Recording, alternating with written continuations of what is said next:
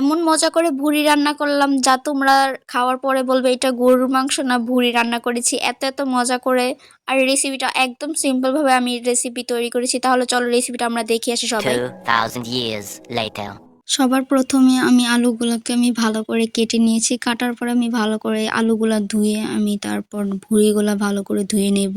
ভুঁড়িগুলা ভালো করে পরিষ্কার করে নিতে হবে। আমি এটা গরম পানি দিয়েও ধুয়েছিলাম, সেটা আমি দেখাতে মনে ছিল না। এখানে আমি পরিমাণ মতো তেল, পেঁয়াজ দিয়ে দিচ্ছি। পেঁয়াজ আমি এখানে 1 কাপ ব্যবহার করেছি। তোমরা চেষ্টা করবা পেস্টটা একটু ব্যবহার বেশি করার জন্য।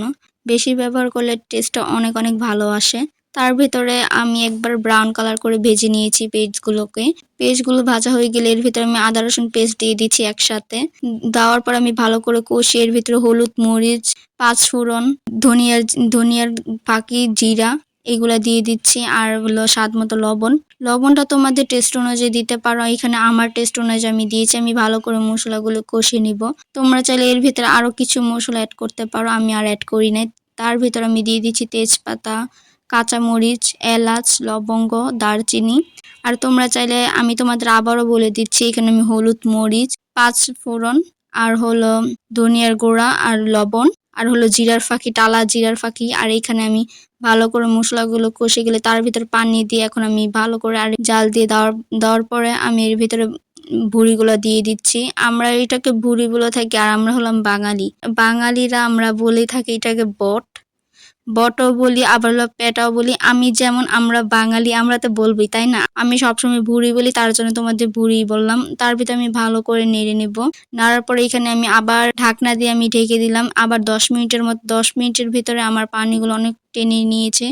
আর কালারটা এখনই কি জোস দেখা যাচ্ছে, মনে হচ্ছে এখনই খেয়ে নিতে। যাই হোক এখনো খাওয়া যাবে, এখন কাঁচা আছে। তার ভিতরে আমি আলুগুলা দিয়ে দিচ্ছি। আলু এখানে আমি অনেক ব্যবহার করেছি। আমার আলু অনেক পছন্দ। আর আলু দিয়ে খেতে এমনিতে অনেক মজা। আর তোমরা আমার বাইরের এই লুকটা অনেক পছন্দ করো, কলা পাতা দিয়ে আর ডাব গাছের পাতা দিয়ে। যাই হোক এটা আমার রান্নাঘরের সামনেই।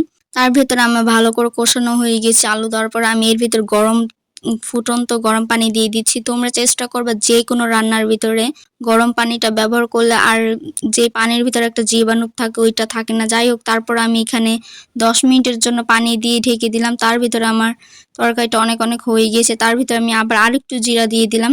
তার ভিতরে ফাইনাল লুক এত সুন্দর। আর এটাও পানি আরো অনেক টানবে। যাই হোক ফাইনালি আমার তরকারিটা হয়ে গিয়েছে। আর তরকারিটা খেতে এত মজা ছিল। তোমরা সবাই চাইলে একবার হলো বাসায় তৈরি করে খেতে পারো। এটা অনেক মজা। আমি বাসায় একদমই কিছু মশলা থাকার পরও তোমরা এত মজাদার করে ভুড়ি রান্না করে খেতে পারো। আর আমার এই হাতের ভুড়ি রান্নাটা অনেক সবাই পছন্দ করে। সবাই তো অনেক প্রশংসা করেছে।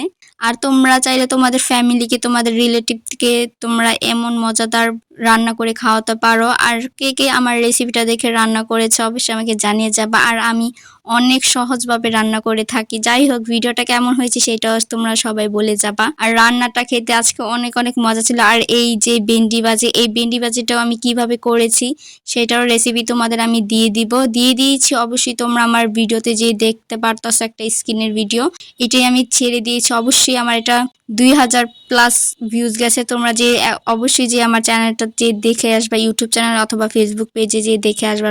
সবাইকে দাওয়াত রইল। তোমরা হলো আমার ভালোবাসার মানুষ। তোমাদের যদি আমি দাওয়াত না দেই তাহলে কেমন হবে? আর 1 চামচের বদলে 2 চামচ তো বাদ তোমাদের দিতে পারবো না। যাই হোক আমি তোমাদের সাথে দুষ্টামি করতেছিলাম। আর ভিডিওটা কেমন হয়েছে আমাকে অবশ্যই জানিয়ে যাবা। সবাই একবার হলো বাসায় তৈরি করবা। সবাইকে আল্লাহ হাফেজ আজকের মতোই।